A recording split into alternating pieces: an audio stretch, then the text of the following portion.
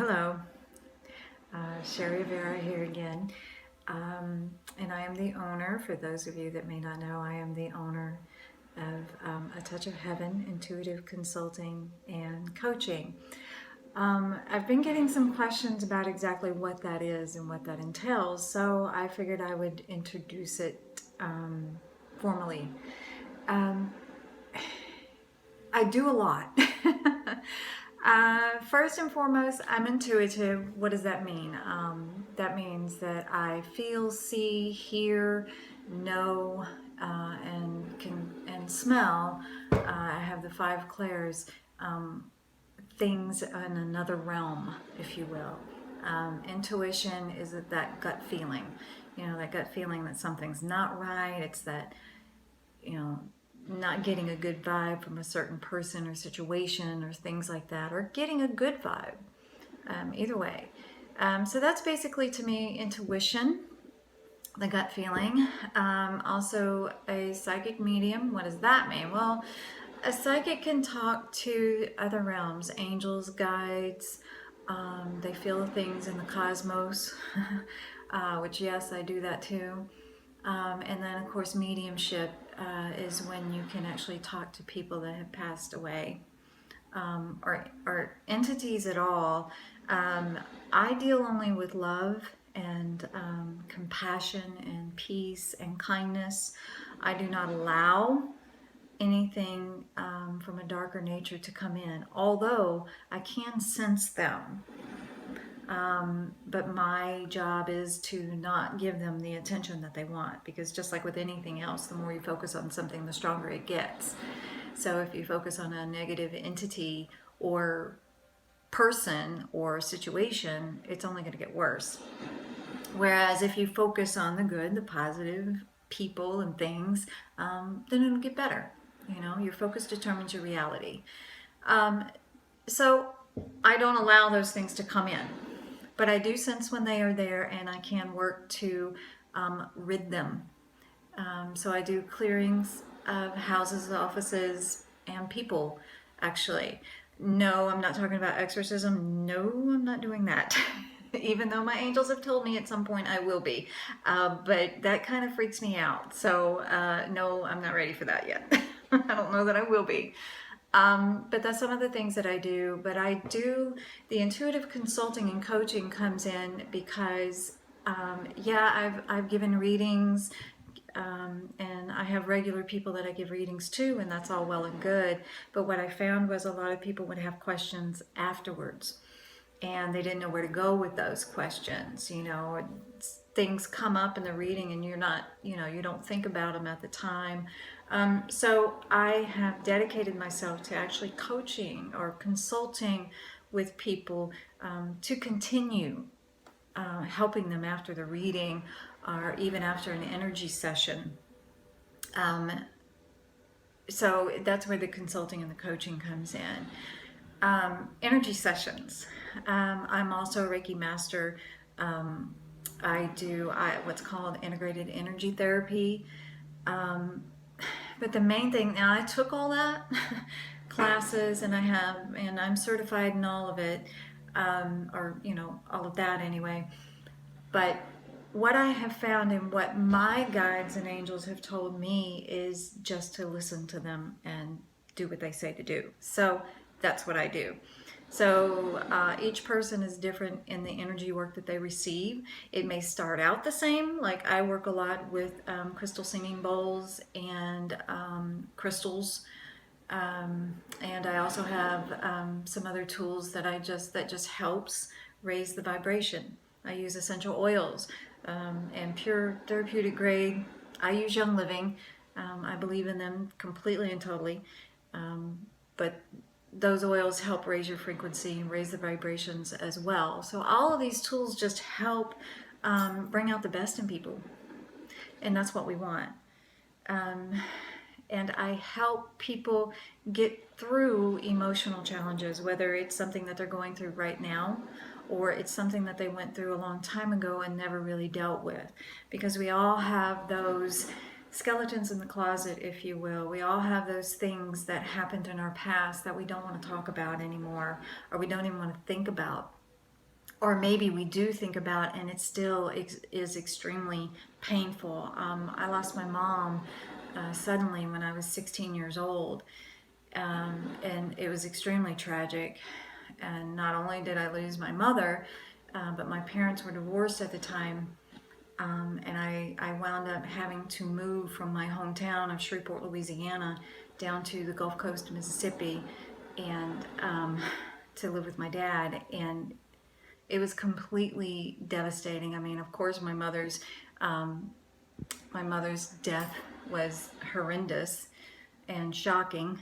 But then to add salt to a wound, a huge wound, I wound up having to move. So I left all of my friends, my hometown, my school, my house, my stuff, my animals, even my boyfriend.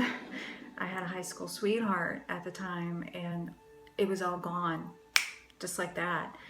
And for years I thought I had gotten over that, and dealt with it, but things kept happening in my life that showed me that, yeah, I might have dealt with some of it and portions of it, but not completely all of it, at least not in the most positive way that I could, to help me to really come out the other side a much better person. I didn't realize that I still had a lot of anger that my mother was gone, and that was the biggest thing. There's just so much anger and so much pain there. I found a picture of myself when I was 17, and it was less than a year after my mother had passed. And I just stared at the picture, and I looked into my eyes, that little girl's, or young woman's eyes, and there was just so much pain and loss and feeling lost. And I remember all of that very well. I was done with life. At 16, I was done. I wasn't going to kill myself, but I was ready to go. I was severely depressed. And it took a very long time to get through that, because it was just like peeling an onion. It was layers and layers of this and that and the other. And it wasn't just my mom, there were other things too. But I'm telling you this because I understand what it means to have extreme pain, and just to try to live through it and go through it and get over it. But I'm here to tell you, there is no getting over it. You don't get over it. You learn to live with it, and you learn to live with it. You can learn to live with it in a positive way. And that's what I have learned. So that's what I teach now, is how to get through those things in a positive way. And I didn't realize until rather recently, the last few years really, that I had been being trained my entire life for doing this right now, to do the intuitive coaching and consulting for people. But because I had the parents that I had, and because of my mother's death, and my father wasn't always a very nice man, but he taught me a lot about the subconscious mind and manifesting and setting goals and visualizing and really feeling your desires. He was way ahead of his time. I mean, in the 70s, he was talking to me about all the stuff that Bob Proctor talks about now, and the law of attraction and manifesting your desires. And all of this stuff. So I mean, literally, I was like 5 years old and remember him talking, whether he was talking to me or just to people in the room. I remember him talking about this stuff. So, wow, how does it connect now? Well, let's think about that.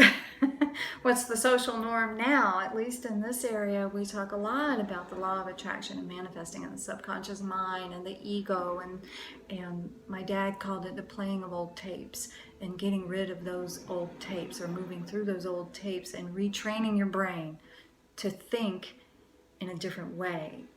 But it's not just about thinking, it's about perspective. And I could go off on a tangent here, and I do. I give classes on these things, and this is also part of my coaching, as I teach people how they can change their perception and move through pains and emotional challenges so that they can live a better life for themselves. Because when you accept things in your life, when you find a way to love yourself just the way you are, then you can love other people. Then you can love the universe. And that's what we need, is more love in this world. And it starts with loving ourselves. How do we do that? We do that by first taking a look at all those things in the past that we may not want to look at anymore, and dealing with them head on, and allowing ourselves to feel that pain, allowing ourselves to cry and scream and yell and beat up a pillow. Please beat up a pillow, nothing else. But to do whatever it is, get it out, move through it. We're conditioned to think that having those feelings are bad, and they're not. They're normal. What we need to do is allow ourselves to feel that in a positive way and get it out of us so that we can move through them and get to the other side that's a lot healthier and a lot better for us. And again, that's part of what I do. That's a lot of what I do. And the mediumship and the intuitiveness and the readings and the energy work and all of that stuff, those are just tools to help me help you. But ultimately, you have to help yourself. And it just, if we start to think about how much we need to do, we get overwhelmed. And I do it too. Just take one step. Just one step right now. Just one step at a time. Whatever that one step is that you think you need to do, don't overthink it, just do it. And I'm here to help. If I can help you in any way, if you would like to reach out to me and talk with me, please do. But even if it's not me, do something for yourself, because you deserve to live the life you want. We all do. We're all worthy. We're all children of God, no matter what mistakes we've made or things that we've done or not done or guilt or fear or whatever else. We're all children of God. We're all children of divine spirit, the universe, Mother Earth, whatever you want to call it. We're all from a divine source. And that divine source is love. And that divine source is our Father, our Creator. And just like our parents, or you as a parent, you want the best for your child. He wants the best for us. God, the universe, divine spirit wants the best for us. But we have a choice. We get to choose. Are we going to live in love, or are we going to live in lack? And that's it. So make a decision, take a step, and don't give up. Never give up. I'm going to make this short and sweet now, so I'm going to sign off. But I wanted to let you know at least what I do. And if I can be of any service to you, please feel free to reach out to me, and I will help you in any way I can. I mean that. But if you don't reach out to me, do something. Do something for yourself to make yourself happy, to help yourself be happier. Even if you're happy, great, that's awesome. Reach out to somebody else and help them. Show us how. We all need that. We need more positivity and love and happiness and peace in the world. And so if you're there, great, spread it, please. And if you're not, then hey, reach out to us. There's somebody out there to help you. But you have to ask. So please ask. God bless you. And I wish you all the very best for this wonderful new year. January 7th, tomorrow, is a huge day in the cosmos, if you believe in such things. And even if you don't, we're connected. We're connected to the atmosphere, we're connected to the planets, we're connected to Mother Earth. Whether you want to believe it or not, it's true. So look it up. January 7th, 2017 is going to be a tremendous day. Set your intentions. You get really focused and do something for yourself, even if it's just one thing. Just one thing. Take that one step in whatever direction that you want to go. If you don't know what it is, then sit down and figure it out. You know what you don't want? Start there. Okay? Anyway, have a wonderful day, and until we see each other again, ta-ta.